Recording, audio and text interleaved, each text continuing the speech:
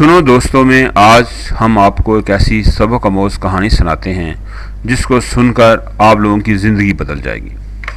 ایک شخص کسی بادشاہ کا مقرب اور وفادار تھا، اس وجہ سے وہ کافی اہم تھا۔ وہ جب بھی بادشاہ کی محفل میں بیٹھتا تو عموماً یہ ضرب المثل بیان کرتا کہ اپنے محسن کے ساتھ احسان کی وجہ سے اچھا سلوک کرو، رہا برائی کرنے والا تو اس کی برائی ہی اس کو ختم کرنے کے لیے کافی ہے۔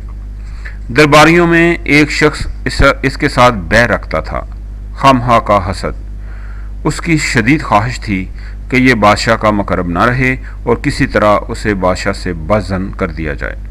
اس نے کئی کوششیں کی مگر ناکام رہا۔ چنانچہ اس نے ایک چال چلی، ایک موقع پا کر اس نے بادشاہ کے کان بھرے۔ یہ شخص جو آپ کے سب سے زیادہ قریب ہے، جو آپ کے جوتے تک اٹھاتا ہے، لیکن حقیقت میں یہ آپ کا دشمن ہے، بلکہ اس کا کہنا ہے کہ آپ کے منہ سے نہایت گندی بدبو آتی ہے۔ بادشاہ بولا، تمہارے اس الزام کا کیا ثبوت ہے اور اس الزام کی تصدیق کیسے ہوگی؟ حاسد بولا، آپ اس شخص کو شام کے وقت بلوائیں اور اپنے قریب کریں، آپ خود ہی دیکھ لیں گے کہ وہ فوراً اپنے منہ پر ہاتھ رکھ لے گا تاکہ آپ کی بدبو نہ سونگ سکے۔ بادشاہ بولا، تم جاؤ، ہم خود ہی اس کی تصدیق کریں گے۔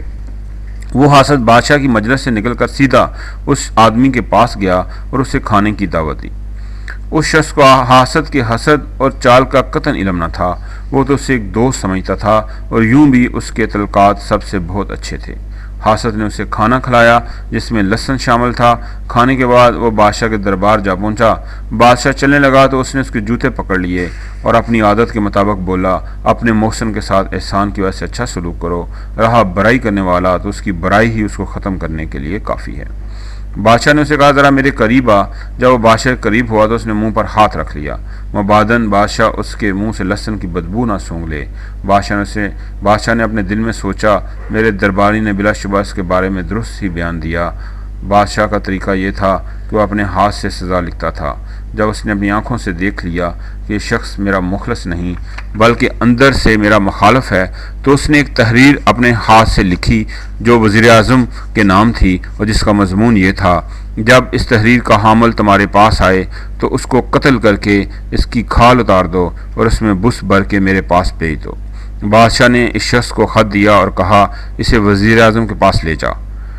وہ جب باہر نکلا تو وہی حاسد باہر کھڑا تھا۔ وہ اسے ملا اور اس نے اس سے پوچھا کہ یہ تمہارے ہاتھ میں کیسا خط ہے، ذرا مجھے بھی دکھا دو۔ اس نے کہا، بادشاہ نے مجھے صلے کے طور پر یہ انعام دیا ہے۔ اس حاسد نے اصرار کیا کہ خط مجھے دے دو۔ اس شخص نے کہا، یہ رہا خط، یہ تمہارا ہو گیا۔ اس نے خط لیا اور خوشی خوشی وزیر اعظم کے پاس جا پہنچا۔ وزیر اعظم نے خط کھولا اور کہنے لگا، اس خط میں لکھا ہے کہ میں تمہیں ذبح کر کے تمہاری کھال اتار کر بادشاہ کے پاس بھجوا دوں۔ وہ حاسد بولا، نہیں، یہ خط میرے لیے نہیں بلکہ میرے فلاں دوست کا ہے، غلطی سے میں نے اس سے لے لیا۔ وزیر اعظم بولا، دیکھو اب تم یہاں سے نہیں جا سکتے۔ خط میں لکھا ہے کہ جو بھی اس خط کا حامل ہے اس کو قتل کر کے اس کی کھال میں بس پر دو۔ اس نے بڑا واویلا کیا اور کہا، ایک مرتبہ مجھے بادشاہ کے پاس جانے کا موقع دو، یہ میرے ساتھ دھوکہ ہو گیا ہے۔ وزیر اعظم بولا، اس خط کے حصول کے بعد تمہارے پاس واپسی کی کوئی صورت نہیں اور اب موت تمہارا مقدر ہے۔ چنانچہ وزیر اعظم نے اسے قتل کر دیا اور حسب ہدایات اس کی لاش بادشاہ کے پاس بھجوا دی۔ وہ شخص جو بادشاہ کا مقرب تھا اپنی عادت کے مطابق دربار میں پہنچا اور اتفاق سے اپنی عادت کے مطابق اس نے وہ ضرب المثل بادشاہ کے سامنے دہرا دی۔